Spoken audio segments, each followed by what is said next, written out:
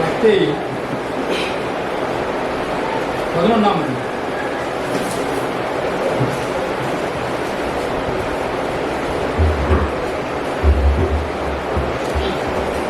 மத்தேயு 11ஆம் அதிகாரத்துல அந்த 20 வாசிங்க. அப்பொழுது தமது பலத்த செய்திகளில் அதிகமானவைகளை செய்ய கண்ட பட்டணங்கள் மனம் திரும்பாமல் போனபடியினால் அவைகளை அவர் கடிந்து கொள்ள தொடங்கினார். கொராசீனே உமக்கு ஐயோ, பெத்சாயிதாவே உமக்கு ஐயோ, உங்களில் செய்யப்பட்ட பலத்த செய்திகள் தீருவிலும் சீதோனிலும் செய்யப்பட்டிருந்ததானால் அப்பொழுதே பிரட்டுருத்தி சாம்பலில் உட்கார்ந்து மனம் திரும்பி இருப்பார்கள். நியாயத்திற்கு நாளிலே உங்களுக்கு நேரிடுவதை பார்க்கிறோம், தீருவுக்கும் சீதோனுக்கும் நேரிடுவது இலகுவாய் இருக்கும் என்று உங்களுக்கு சொல்கிறேன். வான பரியந்தம் உயர்த்தப்பட்ட கப்பர்நகூமே, நீ பாதாள பரியந்தம் தாழ்த்தப்படுவாய். உன்னில் செய்யப்பட்ட பலத்த செய்திகள் சோதோமிலே செய்யப்பட்டிருந்ததானால் அது இந்நாள் வரைக்கும் நிலைத்திருக்கும். நியாயத்திற்கு நாளிலே உனக்கு நேரிடுவதை பார்க்கிறோம், சோதோம் நாட்டிற்கு நேரிடுவது இலகுவாய் இருக்கும் என்று உங்களுக்கு சொல்கிறேன் என்றார். பாருங்க, ஆண்டவர் இயேசு கிறிஸ்து எவ்வளவோ அற்புதங்கள், அதிசயங்கள், வல்லமையான காரியங்கள்லாம் அவர் செய்து தம்மை வெளிப்படுத்தினார். சொல்ல முடியாத அற்புதமெல்லாம் செய்திருக்கிறார். மரித்தோரை எழுப்பியிருக்கிறார், குஷ்டரோகிகளை சுகமாக்கியிருக்கிறார், பார்வை கூடர்கள் பார்வையடைந்திருக்கிறார், உணவில் நடந்திருக்கிறார்கள். இவரை போல யாருமே அற்புதம் செய்யல அப்படின்னு ஜனங்கள் எல்லாரும் பேசினாங்க. யோனா தீர்க்கதரிசி கூட இவரை குறித்து சொன்னா, ஆனா அவன் ஒரு அற்புதத்தையும் செய்யவில்லை. அவரை குறித்து இவரை குறித்து அவர் சொன்னதெல்லாம் அப்படியே அடையாளமா இருக்கு. அப்படி நடக்குது பூரா அப்படின்னு சொல்லி பாக்குறாங்க. ஆண்டவருக்கு அவ்வளவு கீர்த்தி உண்டு, அவ்வளவு புகழ் உண்டு. நம்ம பாக்குறோம், பாத்தீங்கன்னா படிச்சிருக்கீங்க, அவரை குறித்து அவ்வளவு ஒரு புகழ்ச்சி இருந்ததுன்னு சொல்லி பாக்குறோம். 4ஆம் அதிகாரத்துல கூட மத்தேயு 4ல கூட போட்டுக்கும் பாருங்க.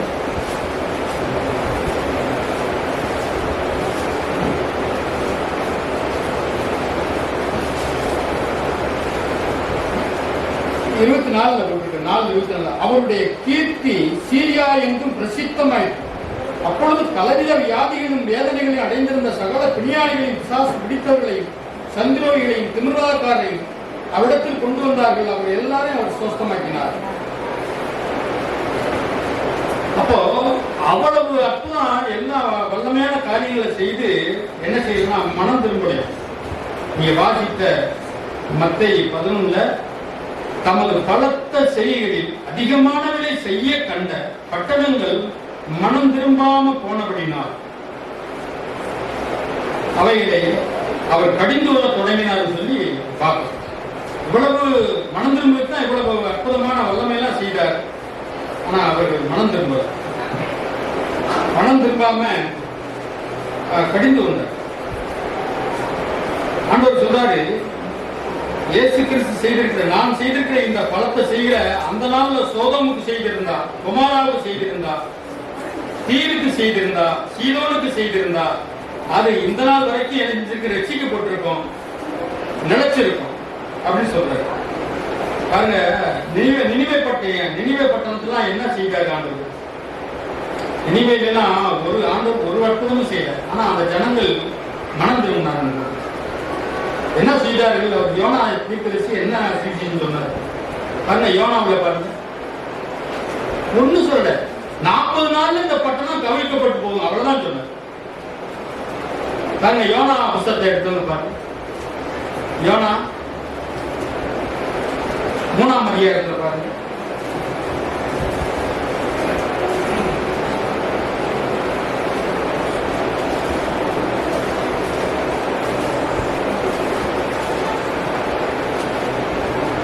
யோனாவே எடுக்க முடியல. 3ஆம் அதிகாரத்துல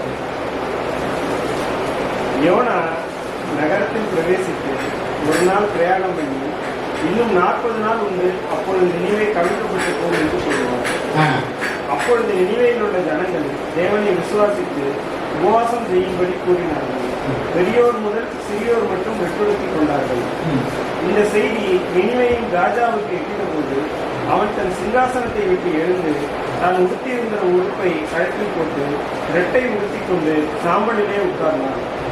மேலும் ராஜா தானும் தன் பிரதானிகளும் நிர்ணயம் பண்ணின கட்டளையாக நினிவேயில் என்றும் மனுஷரும் மிருகங்களும் மாடுகளும் ஆடுகளும் ஒன்றும் ருசிபாராதிருக்கவும் மேயாமலும் தண்ணீர் குடியாமலும் இருக்கவும் மனுஷரும் மிருகங்களும் ரெட்டினால் மூடிக்கொண்டு தேவனை நோக்கி உரத்த சத்தமாய் கூப்பிடவும் அவரவர் தம் தம் கொள்ளாத வழியையும் தம் தம் கைகளில் உள்ள பொறுமையையும் விட்டு திரும்பவும் கடவர்கள். யாருக்கு தெரியும், நாம் அழிந்து போகாதபடி ஒருவேளை தேவன் மனஸ்தாபப்பட்டு தம்முடைய உக்கிர கோபத்தை விட்டு திரும்பினாலும் திரும்புவார் என்று கூறச் சொன்னான். அவர்கள் தங்கள் கொள்ளாத வழியை விட்டு திரும்பினார்கள் என்று தேவன் அவர்களுடைய கிரியைகளை பார்த்து தாம் அவர்களுக்கு செய்வேன் என்று சொல்லி இந்த தீங்கை குறித்து மனஸ்தாபப்பட்டு அதை செய்யாதிருந்தார். நீ என்ன சுவிசேஷம் சொல்லப்பட்டிருக்கு? ஒரு சுவிசேஷம் சொல்லல. என்ன அவருடைய சுவிசேஷம் சொன்னாரு? 3ஆம் வசனத்துல கர்த்தருடைய வார்த்தையின்படியே நினிவேவுக்கு போனான். நினிவே 3 நாள் பிரயாணத்தில் விஸ்தாரமா இருந்தது.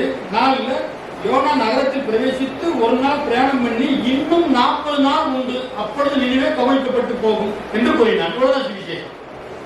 எதுவுமே சொல்லு. 40 நாள்ல இந்த பட்டணம் அழிஞ்சவங்க சுவிசேஷம் சொன்னார். அவர் ஜனங்கள் மனம் திரும்பிட்டார். ஜனங்கள் மனம் திரும்பினார். இந்த செய்திய அப்பொழுது நினிவே ஜனங்கள் தேவனை விசுவாசித்து உபவாசம் செய்யும்படி கூறினார்கள். சிறியோர் பெரியோர் மட்டும் ரெட்டுடுத்திக் கொண்டார்கள். என்ன சுவிசேஷம்? ஒன்னும் சுவிசேஷமே கிடையாது. தேவனை குறித்தும் பெருசா ஒன்றும் சொல்லப்படாது. 40 நாளே இந்த பட்டணம் அழிஞ்சு போகும், கவிழ்க்கப்பட்டு போகும். இவ்வளவுதான் சுவிசேஷம். ஜனங்கள் மனம் திரும்பிட்டாங்க. மனம் திரும்பி இந்த ஜனங்கள் மனம் திரும்பின மூலமா அந்த செய்தி மேல இருக்கிற ராஜாவுக்கு கீழிருந்து போகுது செய்தி.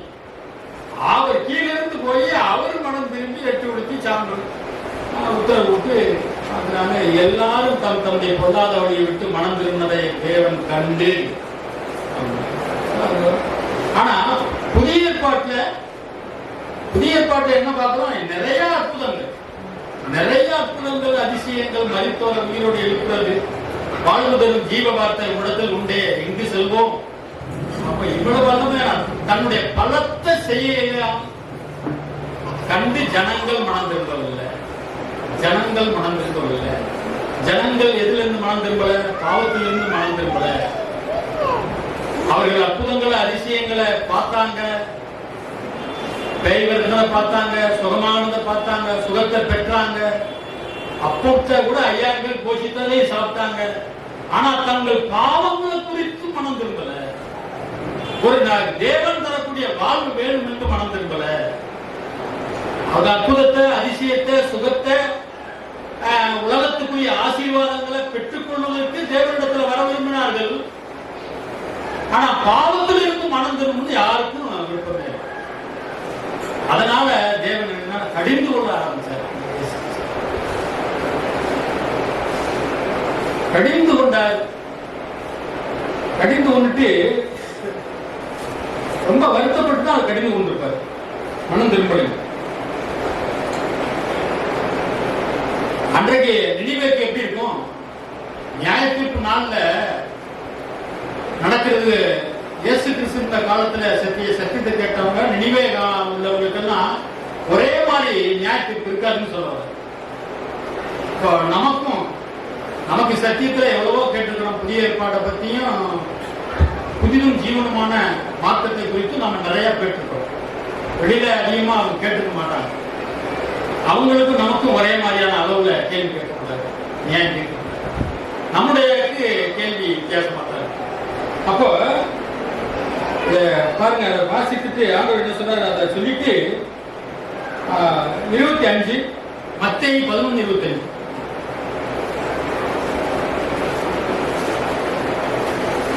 மத்தேயு 11:25 அந்த சமயத்திலே இயேசு சொன்னது, பிதாவே, இவைகளை ஞானிகளுக்கும் கல்விமான்களுக்கும் மறைத்து வானகருக்கு வெளிப்படுத்தும்படியா உண்மை சோதரிக்கிறேன்.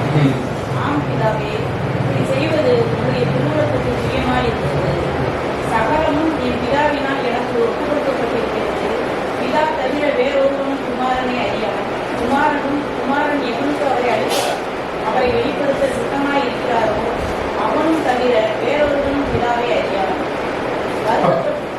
பாருங்க, இந்த வார்த்தையில இப்படி அந்த பட்டணங்களை குறித்து அவ்வளவு வருத்தப்பட்டு அந்த பட்டணங்கள்லாம் பார்த்து ஆண்டவர் வருத்தப்பட்டு ஒரு கடிஞ்சு எவ்வளவு வருத்தமா இருந்திருப்பாரு, எவ்வளவு பிரயாசப்பட்டான், எவ்வளவு அற்புதம் செஞ்சார், எப்படிலாம் பிதாவுடைய நாமத்தை மையப்படுத்தி எப்படிலாம் பிதாவை வெளிப்படுத்தினேன். ஆனா இந்த பட்டணங்கள் மனம் திரும்பவே இல்லைன்னு சொல்லி அவர் மனதுல சஞ்சலப்பட்டுதான் அந்த கிராமம் அந்த பட்டணத்தை போன கடிந்து கொண்டுட்டு தன் சீசர்களை பார்க்கிறார் 25.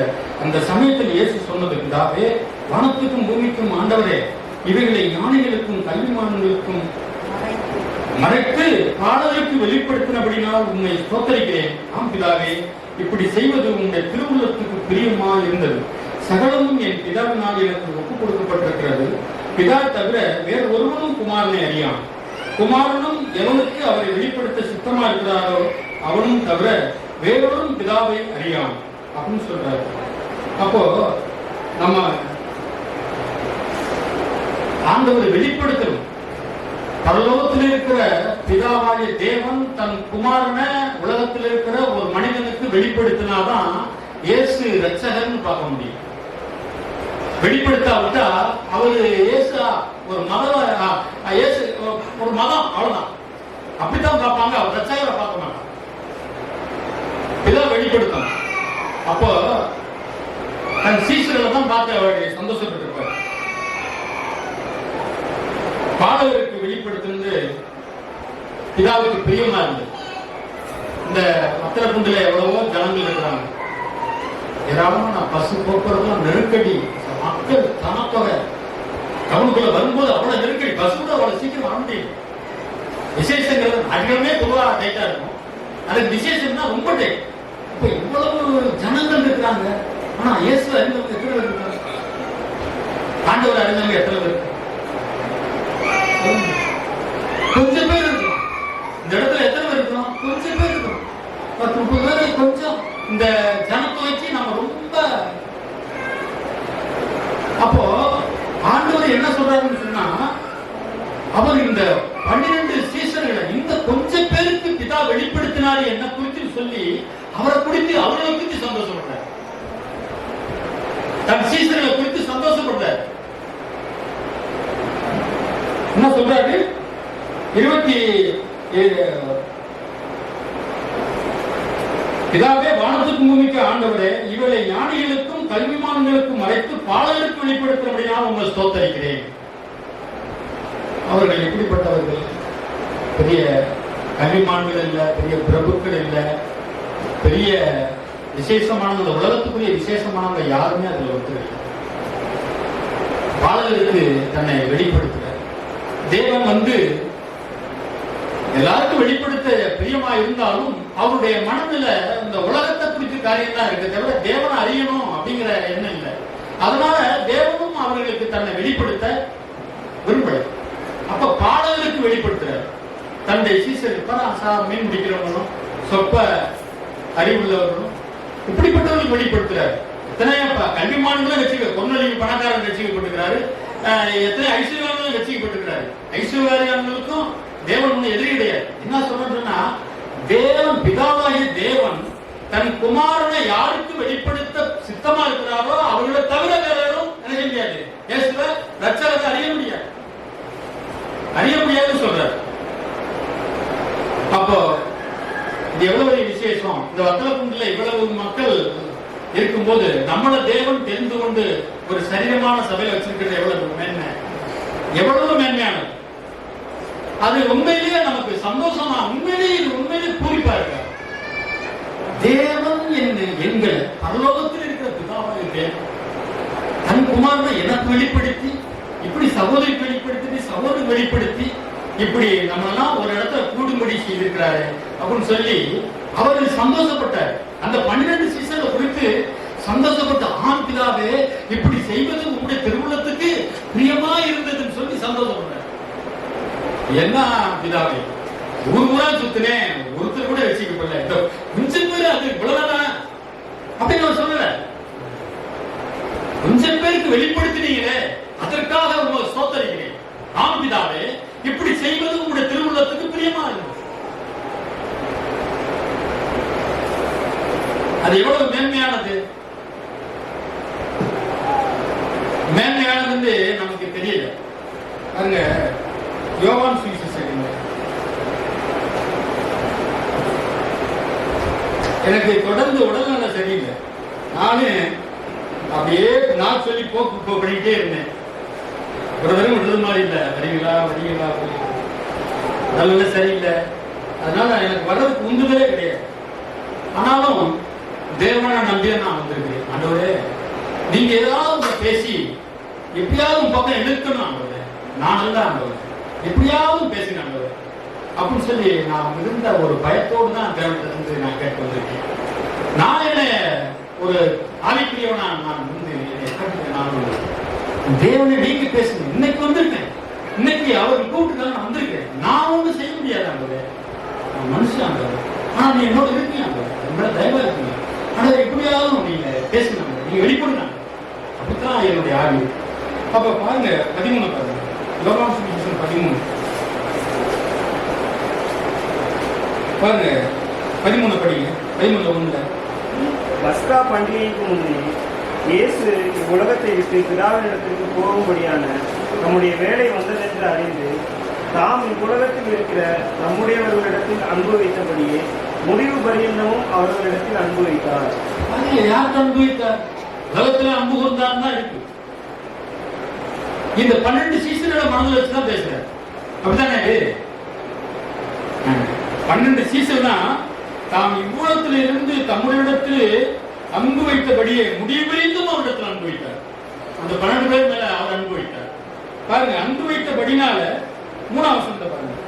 தம்முடைய கையில் பிதா எல்லாவற்றையும் ஒப்பு கொடுத்தார் என்பதையும் தாம் தேவனிடத்திலிருந்து வந்ததையும் தேவனிடத்திற்கு போகிறதையும் இயேசு அறிந்து போஜனத்தை விட்டு எழுந்து வஸ்திரங்களை கழற்றி வைத்து ஒரு சீலையை எடுத்து அறையிலே கட்டிக்கொண்டு பின்பு பாத்திரத்தில் தண்ணீர் வார்த்து சீசருடைய கால்களை கழுவவும் தாம் கட்டிக்கொண்டிருந்த சீலையினால் துடைக்கவும் தொடங்கினார். எவ்வளவு விசேஷம்னு பாருங்க. இயேசு கிறிஸ்து யாருடைய காலை தொட்டு கழுவிட்டார்? ஏசியார். பரலோகத்தில் பிதாவாகிய தேவனுடைய ஒரே பேரான குமாரன், இந்த சராசரத்துக்கும் தேவனுடைய குமாரன், சர்வ வல்லமுள்ள தேவனுடைய குமாரன், ஒருவர் சேரக்கூடாத ஒளியில வாசம் பண்ணுகிறார். இப்படிப்பட்ட ஒரு தேவன், தேவகுமாரன் சாதாரண மனிதனுடைய கால கழுவுறார் பாருங்க. யாரு? பிதா எனக்கு தெரிந்து கொடுத்த இந்த என் சகோதரன். யாருடைய காலையில் கழுவிருக்கிறாரா? இந்த உலகத்துல யாரையாவது அப்படி நேசித்திருக்கிறாரா? அப்ப தன்னுடைய சீசருடைய காலில கழுவுறாருன்னா அவர்களை எப்படி அன்பு கூர்ந்தாரு? இது மேன்மையானது இல்லையா? மேன்மையானது இல்லையா? எவ்வளவு மேன்மையானது, அவ்வளவு உயர்வானது. என்ன சொல்றேன்னா, பிதா பிதா கொடுத்தது. பிதா இன்னொரு இடத்துல இருக்கு, யோவான் 17 என்ன இருக்கு? நீ உலகத்தில் தேர்ந்தெடுத்து தந்த இவர்களுக்காக வேண்டிக் கொள்கிறேன். உலகத்திற்கு வேண்டிக் கொள்ள, உலகத்திற்கு வேண்டிக் கொள்ள, உலகத்தை நேசிக்கிறவர்களுக்கு வேண்டிக் கொள்ள. பிதாவை உண்மை நேசிக்கிறவர், நீர் அனுப்பியிருக்கிற உங்கள் குமாரனாகிய என்னையே நீங்க அவர்கள் வெளிப்படுத்தினீங்க, அவர்கள் மேன்மையானவர்கள் அப்படின்னு சொல்லி அவர்கள் கால்களை கழுவினார். கால்களை கழுவி பேதுதான் பயந்தார். ஆண்டவரே, நீ எவ்வளவு பெரியவர், எவ்வளவு மேன்மையானவர், எவ்வளவு அற்புதமானவர், அதிசயமானவர், கடலை புயல் அதட்டினவர், சமுத்திரம் நடந்தவர், உமக்கு நிகர் யார்? நீ வந்து என் காலில் தொடலாமா? அப்ப பிதாவாகிய தேவன் தந்தவர்களை இயேசு கிறிஸ்து எவ்வளவு உயர்வாய் அன்பு கூர்ந்தார். அப்போ நாம எவ்வளவு ஒருத்தருக்கு ஒருத்தர் எவ்வளவு மதிப்புக்குரியவங்க பாத்தீங்க, எவ்வளவு விசேஷமானவங்க தெரியுங்க. ஆமா, அப்படி ஆவிக்குரிய கண்ணோட்டத்தோட நம்ம ஒருவரையும் அப்படி அன்பு கூறுறோமா? என் சகோதரன், தேவன் கொடுத்த சகோதரன் அப்படின்னு சொல்லி உண்மையிலேயே ஒரு நேசிப்போமா? அப்படி நேசிப்போமா? அப்படி நேசிக்கணும். இந்த கிறிஸ்துவனுடைய ஆவி இருந்தா அந்த நேசம் தான் இருக்கும். அந்த கிறிஸ்துவனுடைய ஆவி நமக்குள்ள இருக்குன்னு சொன்னா நாம் அப்படித்தான் பார்ப்போம். அந்த கண்ணோட்டத்தோட பார்ப்போம். இந்த உலகத்துல யாரையுமே அவர் காலத்துக்கு கழுவ 12 பேர் மட்டும் 12 பேருடைய கால்களை கழுவ. நீங்கள் என்னை ஆண்டவர் என்று சொல்லுகிறீர்கள், நான் ஆண்டவர் தான். போதல் என்று சொல்லுகிறீர்கள், நான் போதல் தான். ஆண்டவரும் போதமாகிய நானே உங்கள் கால்களை கழுவுந்தானா நீங்களும் ஒருவருடைய பாவங்களை மன்னித்து ஒருவருக்கு ஒரு நேசித்து அன்பு கூறுவது. ஏனென்றால் நீ பிதாவினால் தெரிந்து கொள்ளப்பட்டவர். அந்த உண்மையிலேயே ஆவி நமக்கு இருக்கா? அந்த நேசம் இருக்கா? அப்படி இருக்குன்னு சொன்னா அதுதான் கொஞ்சம் பேர் இருந்தா அதுதான் தேவன் வாசம் பண்ணுகிற சபை, தேவன் விரும்புகிற சரீரம். அப்படி இல்லைன்னு சொன்னா போய் நாம் ஒருவருக்கு ஒருவர் நல்ல அபிப்பிராயம் உயர்ந்த மதிப்பீடு நமக்கு இல்லைன்னு சொன்னா நாம் அந்த கிறிஸ்துவனுடைய ஆவியை பெற்றோம்.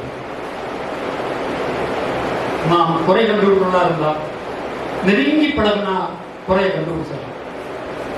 இப்போ நான் இங்க இருக்கிறேன், என் குறை யாருக்கு தெரியும்? என்னுடைய குறை யாருக்கு தெரியும்னா என் மனைவி தெரியும். ஏன் நாங்க ரெண்டு ஒரே இடத்துல இருக்கிறோம், வாழ்றோம். என்னை பத்தி தெரியும். நான் என் மனைவி பத்தி எனக்கு தெரியும். நான் அபிராமத்தில் இருக்கிறேன்னா ஒரு சகோதரனை குறித்து எனக்கு தெரியும். என்னை குறித்து அவங்களுக்கு தெரியும். பூர்ணமானவர்களா இல்ல, ஒருத்தருக்கு குறை உண்டா இருக்கு. ஆனா நேசிக்க முடியுதா? நேசிக்க முடியும். ஏன்னா என் குறையை நான் பார்க்கிறேன், ஆண்டவர் பார்க்கிறேன். என் குறையை பார்க்கிறேன். ஆண்டவர் போல இல்லை. ஆண்டவரை போல இல்லாத காரியத்தை நினைச்சு துக்கப்படுறோம், மனஸ்தாபப்படுறோம். அப்போ சகோதரன் நான் ஒரு இதுல குறையா இருக்கேன், அந்த சகோதரன் இன்னொரு விஷயத்துல குறையா இருக்கிறார். ஆனா அவர்கிட்ட நிறைய தேவனுடைய குணம் அங்க இருக்கு. இப்படி ஒருத்தருக்கு ஒருத்தர் மேன்மையா என்றது கிறிஸ்துவினார். ஒரு சின்ன சின்ன குறைகளை கண்டு குற்றம் கண்டுபிடிச்சு ஒருத்தருக்கு ஒருத்தர் இடிக்கிறது கிறிஸ்துவினார். அப்ப இந்த ஆண்டவர் பார்க்கிற கண்ணோட்டத்துல பாருங்க, இதாவே நீதிபதிகளுக்கு தந்தை பாருங்க, 17 படிச்சு பாருங்க. 17 பாருங்க.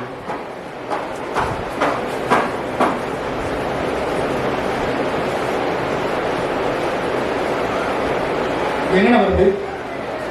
8:9 படிங்க. நான் அவர்களுக்காக வேண்டிக் கொள்கிறேன், உலகத்துக்காக வேண்டிக் கொள்ளாமல் நீர் எனக்கு தந்தவர்களுக்காக வேண்டிக் கொள்கிறேன். அவர்கள் உங்களுடையவர்களா இருக்கிறார்களே, என்னுடையவர்கள் யாவும் உங்களுடையவர்கள். பாருங்க, நீர் உலகத்தில் தேர்ந்தெடுத்து எனக்கு தந்த மனுஷனுக்கு உங்களுடைய நாமத்தை வெளிப்படுத்தினேன். அவர்கள் உம்முடையவர்களாய் இருக்கிறார்கள். அவர்கள் எனக்கு தந்தி, அவர்கள் உம்முடைய வசனத்தை கைக்கொண்டிருக்கிறார்கள். அந்த 12 பேர் சொல்றாரு, 12 பேர் சொல்றாரு, உலகத்தில் தேர்ந்தெடுத்து தந்தி இவர்கள். ஆனா அந்த யூதேயா தேசத்துல அவ்வளவுதான மக்கள், எவ்வளவு யூதர்கள் இருக்கிறாங்க, பல லட்சம் பேர் இருந்திருப்பாங்க. ஆனா 12 பேர் தான் தேர்ந்தெடுத்து கொடுத்தார். அதை உயர்ந்து மதிப்பிட்டார். அவர் காமிக்கிறார், உலகத்தில் நீ உலகத்தில் தேர்ந்தெடுத்து எனக்கு தந்த மனுஷனுக்கு உங்களுடைய நாமத்தை வெளிப்படுத்தினேன். அப்போ தேவன் வெளிப்படுத்தி நமக்கு தருகிறது எவ்வளவு பெரிய விசேஷம். எனக்கு என் சொந்தக்காரர்களுக்கு எனக்கு நெருக்கம் கிடையாது. எனக்கும் என் மாம்சத்துக்குரிய சொந்தக்காரங்களுக்கு ரொம்ப நெருக்கமே கிடையாது. ஏதோ கண்டா அவ்வளவுதான். ஆண்டவரோடும் ஆண்டவருடைய ஜனங்களோடு தான் நெருக்கம், அவங்களோட தான் ஐக்கியம் இருக்கு, நெருக்கமான ஐக்கியம். சொந்தக்காரர்களை மட்டும்படாம, ஏன்னா தேவன் தந்திருக்க, உலகத்தில் தேர்ந்தெடுத்து தேவன் நமக்கு தந்திருக்கிறார். அவர்கள் தேவனுடைய பிள்ளைகள். அவர்களுக்கு நமக்கும் சரியான கிறிஸ்துவுடைய ஆவினால உறவு இருக்கு. ஒரே தகப்பனுக்கு பிறந்த ஆவி. தேவனால் பிறந்தவன் தேவனால் பிறப்பிக்கப்பட்டவனிடத்தில் அன்பு கூறுகிறான். தேவனால் பிறந்தவன் தேவனால் பிறந்தவனிடத்தில் அன்பு கூறுகிறான்.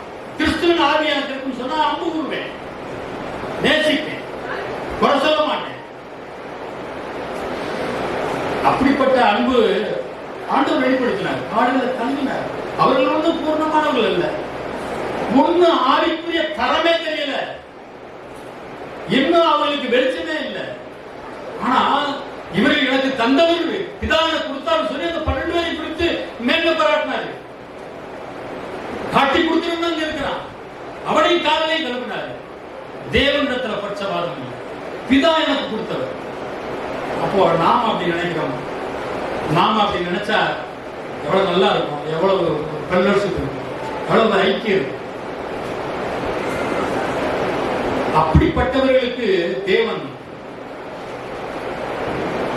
உண்மையிலேயே தன்னை வெளிப்படுத்துவார். கண்டிப்பா வெளிப்படுத்துவார். பாருங்க, நாம அறிஞ்சுக்கிறோமா அப்படி 6 ஒரு வாரத்துல சபையில் உள்ளவங்களை எத்தனை நேரம் சந்திச்சிடறோம். ஞாயிற்றுக்கிழமை எல்லாரோடையும் ஐக்கியம், எல்லாரோட முகங்களையும் பார்க்கிறோம், பார்க்கிறோம், சந்தி பேசுறோம், ஐக்கியப்படுறோம். இது சொந்தக்காரங்க. நம்ம சொந்தக்காரங்களை கூட அப்படி பார்க்கறதே கிடையாது. தேவன் தந்திருக்கிற மனிதர்கள், சகோதர சகோதரிகளை நாம மதிக்கிறேன்னு சொன்னா நம்முடைய ஆவி உண்மையிலேயே தும்மாட்டம் அடைஞ்சது. தேவன் தந்தவர்களை மேன்மையான இயேசு கிறிஸ்து எவ்வளவு உயர்ந்தவர். அவரு சாதாரணமா ரட்சிப்பின் அனுபவத்தை கூட இருக்கும் தரல. இன்னும் யார் பெரியாது, யார் சிறியாது, நான் பெரியாது, நீ பெரியாதுன்னு இன்னும் ஒரு பக்குவம் இல்லை, அறவரை. அப்படிப்பட்டவர்களை பிதா நீ கொடுத்தீன்னு சொல்லி காலத்தில் வாழ்வு கல்வி அவ்வளவா ஒரு இடத்துல அன்பு கூர்ந்தாரு. அப்போ நாம சகோதரர்களை உண்மையே அப்படி மேன்மையா மதிக்கிறோமா? மதிச்சா உண்மையிலே நாம என்ன கிறிஸ்துவனுடைய ஆவியா இருக்கோம். இவர் உண்மையிலே தேவன் தந்த உண்மையான சகோதரர், தேவன் தந்த. அப்படிப்பட்ட ஆவி இல்லைன்னு சொன்னா நம்ம இடிச்சு போடுறவளா இருப்போம், இருக்கிறத சதுரடிக்கிறதா இருக்கும். நம்ம மேன்மையா என்றதுக்கு தான் தேவன் தந்திருக்கிறார். அப்படிப்பட்டவர்களுக்கு தான் தேவன் அப்படி நேசிக்கிறவளா இருந்தா நமக்கு உண்மையிலேயே மத்தியில ஒரு அதிகாரத்தை பார்த்தேன். இந்த வார்த்தை ரொம்ப இருந்துச்சு. மத்தேயு 28 மத்தேயு 28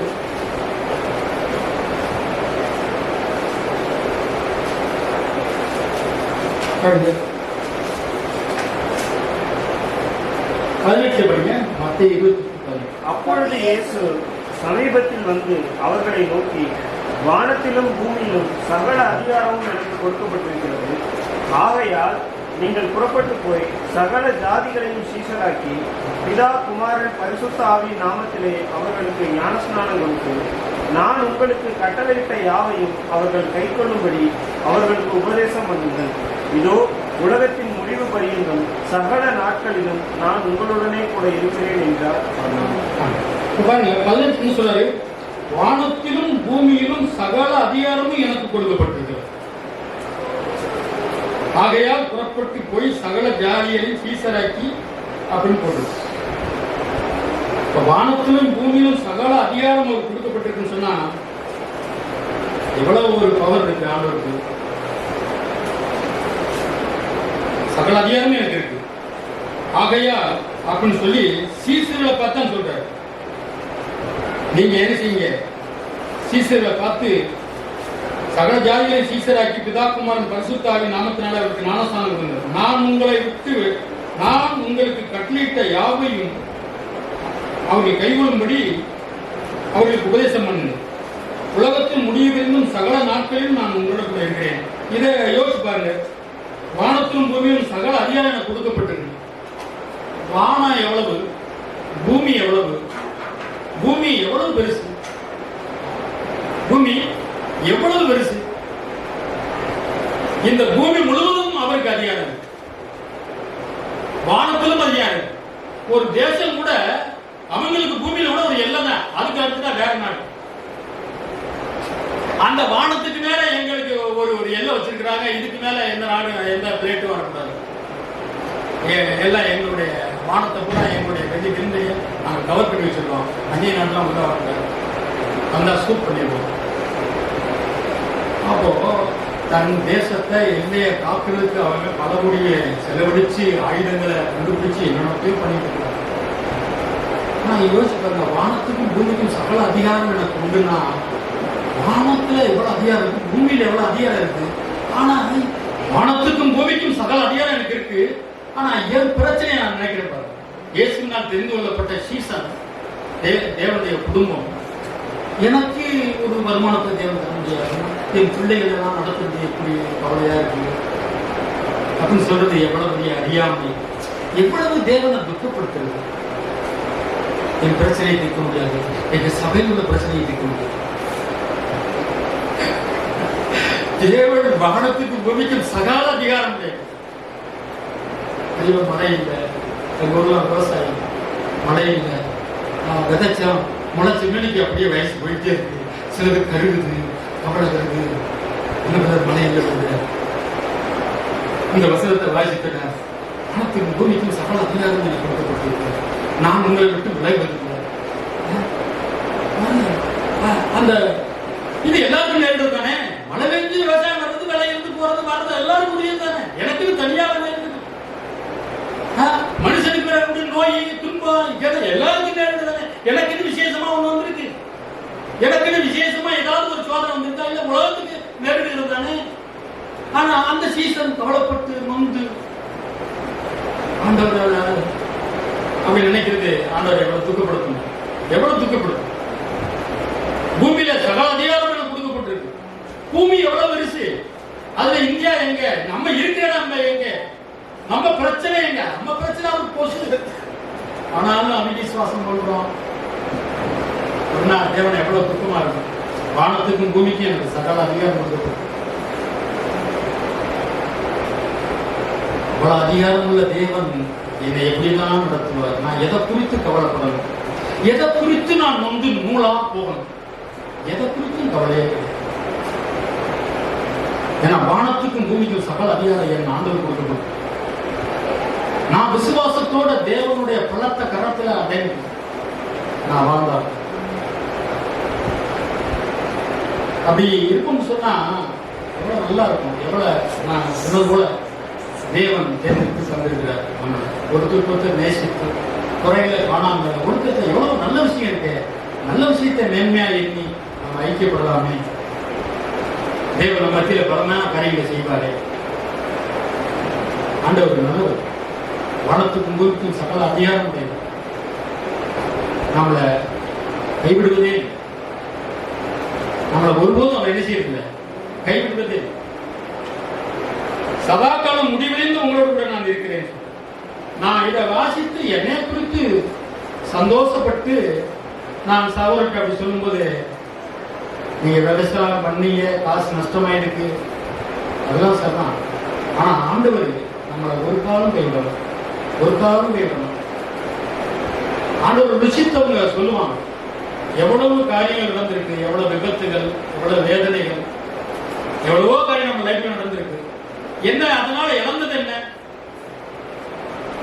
அதனால தேவனுடைய வல்லமை தான் பார்த்துக்கிறோம், தேவனுடைய அதிசயம். அது உன்னை கைவிடுவதும் இல்லை, உன்னை விட்டு விலகுவதும் இல்லை, சகல அதிகாரம் உடையது. நாம எந்த இடத்துலயும் ஆண்டவர்களை விசுவாசமா, தைரியமா, நம்பிக்கையா, இவனே இப்படி இருக்கிறான், ஆண்டவர் ஆண்டவர்னு சொல்றான். அதனால நம்ம தேவனை உயர்ந்த எண்ணத்துல நம்ம வச்சுக்கணும். நம்ம வாசித்தது போல நம்ம ஒருவருக்கு மேன்மையா நடப்போம். தேவன் தந்த உண்மையான சகோதர சகோதரிகள், தேவன் தந்த குடும்பம், தேவன் தந்த பிள்ளைகள், அவரை நம்ம நேசிப்போம். புற கண்டுபிடிச்சு நம்ம இடிச்சு போடலாம ஒருவருக்கு உற்சாகப்படுத்தி, தைரியப்படுத்தி, தேவனை மையப்படுத்தி வாழ்வோம். கர்த்தரை ஆசிரியப்பார்.